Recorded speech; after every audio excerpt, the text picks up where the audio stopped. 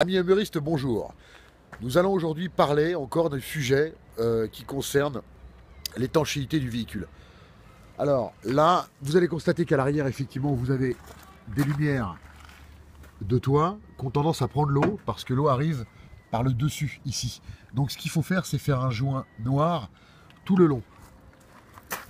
Parce qu'effectivement, l'eau a tendance à venir rentrer dans ce cache en plastique et à couler le long du véhicule et à rentrer dedans. C'est pour ça que souvent il y a de l'humidité au niveau du sol. Hein, voilà.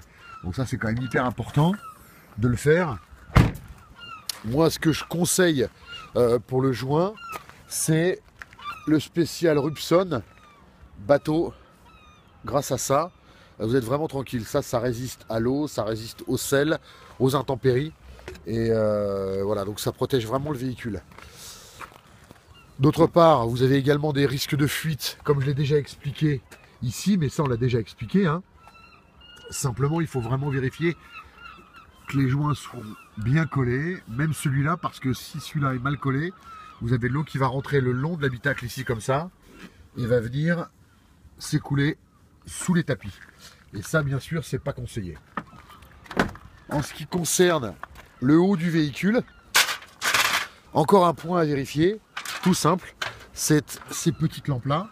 Donc celles-ci, elles ont un sacré défaut, c'est qu'effectivement, quand on les enlève, on s'aperçoit qu'il y a un caoutchouc rond qui laisse passer les câbles dans l'habitacle et qui souvent a tendance à rétrécir avec le temps, avec la chaleur, avec le froid, etc. Et du coup, il n'est plus du tout étanche. Donc ce qu'il faut faire, c'est remettre du joint noir dessus, le badigeonner avec le doigt, et comme ça vous rendez la partie étanche. C'est extrêmement important.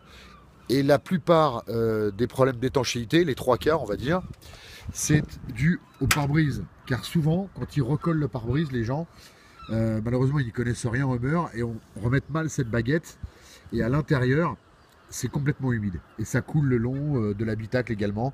Et c'est pour ça qu'on retrouve de l'eau partout. Donc pour nettoyer cette partie, il faut bien sûr enlever ça, ouvrir cette partie et remplir de joints de silicone noir tout le long là, comme ça, y compris le long ici et y compris bien sûr en bas, hein, parce que sinon ça va rentrer également dans l'habitacle. Voilà.